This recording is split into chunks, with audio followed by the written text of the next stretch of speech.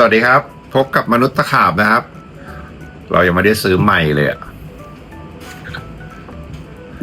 มนุษย์ตะขาบและรองเท้ามัวเปลี่ยนแนวบ้างนะครับ วันนี้จะมารีวิวรองเท้าคู่หนึ่งนี่เลยแบบไม่มีศัพท์เทคนิคอะไรมากมายนะก็เล่าฟิลให้ฟังกันหลังจากวิ่งไป2 ทีแล้วก็ใช้ประจำวันไป1 ทีคือใส่เดินใส่เที่ยวใส่ขับรถเลยอันท่านะครับ C202 G9 2.0 ชื่อยาวเหยียดนะก็มาดูกันเป็นรองเท้าน้ำหนักเบานะครับแล้วก็เป็นตัวท็อปแหละเป็นตัวบนเลยปีนี้เขาเปลี่ยนเรียกว่าอะไรเปลี่ยนไลน์อัพใหม่นะเขาตัด202รุ่นโปรออกนะแล้วก็มีแค่รุ่น202 7ที่เพิ่งออกขายนะครับแล้วก็ขึ้นมาเป็นตัวนี้นะแล้วก็กลายเป็นรุ่น40 Pro 2.0 ที่กำลังจะขายเลยนะเดี๋ยวอันต้าไทยแลนด์เขาจะเอามาขายน่าจะประมาณต้นปีหน้านะครับ182 กรัมเบาโหวงในไซส์45 11นะครับ290การสวมใส่เล็กใส่แล้วน่าจะเห็นคลิปแล้วนะว่าเล็บนิ้วกลางนางก้อยอยู่แถวนี้เลยนะฮะหน้ามันเรียวมาอย่างนี้ด้วยนะครับแล้วก็อัปเปอร์ค่อนข้างเตี้ยนะเตี้ยมากสั้นหน้าสั้นนะครับสั้นกว่า Evo สั้นกว่า Pro 4นิดหนึ่ง Pro 4ที่ว่าสั้นแล้ววันนี้ Pro 4ไซส์เดียวกันนะ11 45 290ประมาณนี้เลยน่าจะมีเดี๋ยวเอาอะไรมาวัดดีแล้วเนี่ยนี่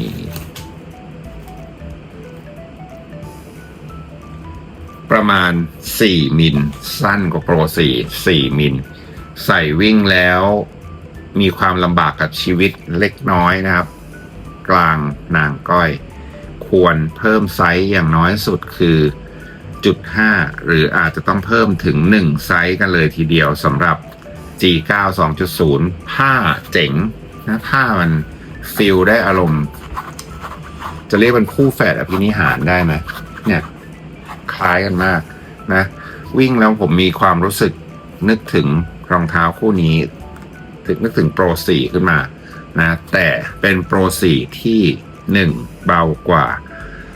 2ล็อกกระชับกว่านะครับข้อเท้าล็อกดีกว่า Pro 3คือไม่โครงเคลง4มันแน่นกว่านิดหนึ่งเราบีบให้ดูประมาณนี้นุ่มนะแต่ไม่ได้นุ่มสุดๆแบบโปร4แบบนี้35ชอ4 31ชอ4นะครับอันนี้เอามาเปรียบเทียบนิดหนึ่งอันนี้คือ G9 รุ่นแรกนะ G9 รุ่นแรกจะแน่น41ชอ4นะครับแน่นแล้วก็ทรงรองเท้าจะต่างกันนิดหนึ่งถ้าลองดูแตะพื้นอยู่บริเวณนี้อันนี้จะนี่ราบเลยจนถึงส้นจนถึงด้านหน้านี้เลยแล้วก็ทีนี้ที่บอกว่าคู่แฝดอภินิหารนะเราอาจจะไม่ได้ทำเปรียบเพราะเรารีวิวคู่นี้นุ่มเด้งดีดไหลสบายมากๆนะครับมีความมั่นคงสูงมากเต็มเหยียบแล้วเต็มตบในเล็กน้อยมากนะโป๊ะแล้วอยู่ด้วยนะครับไม่ใช่ย้วยลงปื้ดลงไปแบบนี้นะตบไวนะปุ๊บแต่อยู่แล้วก็ถีบกลิ้งออกทันทีเลยนะแผ่นที่อยู่ต่ำนะจะอยู่ต่ำบริเวณตั้งแต่นี้ถึงบริเวณตรงนี้นะครับอยู่ใกล้พื้นมากก็ยังให้ transition ที่ดีและให้แรงดีดที่ดีมากนะแผ่นดูไม่แข็งนะแต่จริงๆเวลาวิ่งค่อนข้างแข็งพอสมควรเอาเป็นว่ามันแข็งกว่าโปร4ชัดเจน นะเพราะโปร4เป็นนิ้วนะมันกระจายแรงมากกว่าการพุ่งการดีดกดชัดวิ่งช้านะครับสบายมีความสุขดีไม่มีปัญหาอะไรวิ่งเร็วขึ้นก็สบายนะยิ่งเร็วยิ่งสบายแล้วท่าที่ดีที่สุดสำหรับรองเท้าคู่นี้ผมว่าประมาณนี้ไม่ใช่ลงเต็มเท้านะเต็มเท้าเหมาะกับ G9 ธรรมดามากกว่า G9 ไม่ใช่ G9 ธรรมดา G9 รุ่นแรก G9 ธรรมดาลงเต็มเท้าแล้วมันจะกลิ้งแบบนี้ทันทีเลยนะแล้วก็โฟมมันเหมือนโปร1นะในขณะที่อันเนี้ยโฟมมันจะเหมือนโปร4ซึ่งเป็นลักษณะเดียวกันมันนุ่มยุบกว่านะครับสู้เท้าน้อยลงแล้วเด้งนะมีความเด้งด้านหน้ากดแล้วเนี่ยสปริงมันดีมากต่างกับรุ่นแรกพอสมควรสปริงมันน้อยกว่าเห็นนะรุ่นแรกจะออกแนวเน้นกลิ้งมากกว่าถ้าจะไปต้องกระแทกนะสำหรับรุ่นแรกต้องกระแทกคู่นี้ไม่ต้องกระแทกแรงสำหรับ 2.0 ไม่ต้องกระแทกแรงมากวิ่งยิ่ง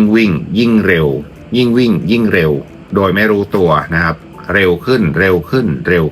เพราะมันสนุกแล้วเร็วขึ้นเกิดอะไรเหนื่อยนะก็ต้องคุมเพจดีๆนิดนึงนะครับกดส่งไม่ล้มไม่เอียงไม่โครงลงส้นก็ไม่โครงนะลงส้นแบบไม่ใช่ลงแบบนี้นะลงแบบนี้ไม่มีปัญหาอะไรเลยนะถ้าลงเต็มเท้ารองเท้าจะป๊อกจะเด้งขึ้นทั้งก้อนเหมือนกันแต่เด้งน้อยกว่ารุ่นแรกนะครับโฟมมันเด้งน้อยกว่านิดนึงสู้เท้าน้อยกว่าแต่มีแรงเด้งดีอยู่นะแล้วก็ถ้าลงด้านหน้ารองเท้างัดท้ายดีนะครับแต่ไม่ใช่รองเท้าออกแนวกลิ้งนะมันไหลแล้วมันก็ดีดส่งปั้งออกตลอดเพราะฉะนั้นคือคุณจะช้าไม่ได้ใส่คู่นี้แล้วมันจะอารมณ์คล้ายๆโปร4ก็คือเร่งเร้าหน่อยๆนะสนุกวิ่งเร็วแต่โปร4วิ่งช้าได้แต่พอวิ่งช้าแล้วมันไม่สนุกแค่นั้นเองนะครับมันเอียงเกินไปมันโครงเคลงเกินไปนิดนึงแล้วก็เมื่อยข้อเท้าในขณะที่ G9 ไม่มีปัญหาอะไรเลยวิ่งวันแรกผมวิ่งไป10นะอีกวันหนึ่งวิ่งไป5หรือ6โลวิ่งสั้นๆหน่อยช่วงเร่งความเร็วรู้สึกว่าเร่งง่ายกว่ารุ่นแรกชัดเจนนะเพราะว่าไม่ต้องกระแทกแรงมันก็ไปแล้วขึ้นเพจ3สบายมากโฟมตอบสนองดีไม่ยุบไม่ยวบนะครับด้านท้ายไม่ได้มีแรงส่งชัดเจนแบบรุ่นแรกนะแต่ก็มีแรงนะไม่โล่งมากอะไรมากกำลังพอดีว่างั้นเถอะโดยรวมๆถือว่าชอบถูกใจจุดสังเกตอันแรกสำหรับ202 G9 2.0 ก็คือถ้าวิ่งเต็มเท้าและหมดแรงแล้วถ้าท่าเริ่มไม่สวยนะเมื่อกี้ก็เพิ่งพูดว่ามันเด้งแต่เด้งน้อยกว่ารุ่นแรกถ้าลงเต็มเท้านะถ้าลงเต็มเท้าเมื่อไหร่จะได้ประโยชน์จากรองเท้าคู่นี้น้อยลงพอสมควรแต่ถ้ายังเป็นคนลงกลางหน้าคือลงประมาณนี้ก่อนไม่ต้องลงหน้าจ๋าแบบนี้นะไม่มีความจำเป็นใดทั้งสิ้นกับรองเท้ามาราธอนทั้งหลายคุณไม่จำเป็นต้องมาลงแบบนี้นะครับลงกลางหน้าก่อนแล้วแปะลงมาหน่อยนึงส้นแปะพื้นเล็กน้อยแล้วก็ส่งออกไปอย่างเงี้ยได้วิ่งดีมากกับท่าแบบนี้ป้องเร็วตลอดทางแต่ถ้าคุณหมดแรงเมื่อไหร่แล้วเผลอมาลงเต็มเท้ารองเท้าจะกลายเป็นรองเท้าที่ค่อนข้างนิ่งลงทันทีนะความมันจะน้อยลงถ้ามาลงเต็มเท้านะครับเพราะมันเนี่ยด้วยความที่มันไม่ค่อยโค้งแบบรุ่นแรกด้วยนะมันเรียบดูดพื้นกว่าว่าอย่างนั้นเถอะปัญหาคือยิ่งวิ่งไปอันนี้ต้องบอกเลยว่ามันไม่ใช่ที่ตัวรองเท้าแล้วมันเป็นที่ฟิตติ้งกับไซส์รองเท้าก็คือนี่เลยเล็บรู้สึกถูเนี่ย3 นิ้วเล็กเนี่ยนะไม่รวมนิ้วโป้งกับนิ้วชี้ซึ่งไม่โดนนะแต่ผมมาโดนเนี่ย3 นิ้วเล็กเนี่ยโดนอยู่อย่างนั้นเองรองเท้ามันหน้ามันแหงนขึ้นเยอะด้วยถ้าลองสังเกตดูนะครับเห็นไหมแหงนออกจากแนวระนาบเยอะนะเกือบ2 นิ้วทีเดียวมันก็ยิ่งชิดเดี๋ยวจะต้องลองวิ่งไปเรื่อยๆว่าดูซิว่ามันจะแบนลงไหมถ้ามันแบนลงอ่ะนิ้วที่ถูอาจจะโดนน้อยลงก็ได้แต่ณตอนนี้ผมมีปัญหานะครับวิ่งไปแล้วรู้สึกว่า 10 โลอะเล็บยังไม่พังไม่ดำแต่รู้สึกว่าเล็บเริ่มมีอาการเตะหัวบริเวณนี้แล้วนะก็บอกเตือนกันไว้นิดนึงว่าถ้าจะซื้อรุ่นนี้นะครับซื้อเบอร์เผื่ออย่างน้อยครึ่งหรืออย่างน้อยอย่างเอาสบายเลย1 เบอร์นะทีนี้หรือมีอีกอย่างหนึ่งก็คือรองเท้าคู่นี้ทางอันต้าแจ้งว่าปีหน้าเข้านะอีกไม่กี่เดือ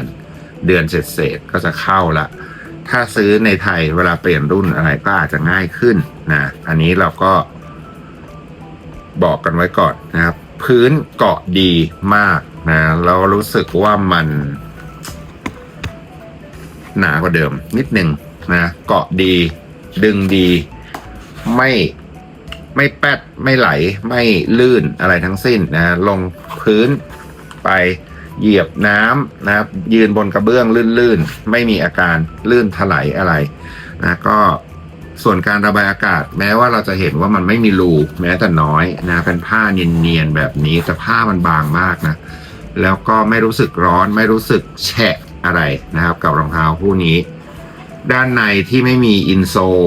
นะอินโซแยกเขาเพราะว่าเขาทำอินโซกับสโตรเบลเป็นชิ้นเดียวกันแล้วก็เย็บติดกับด้านในไปเลยเพื่อลดน้ำหนักรองเท้า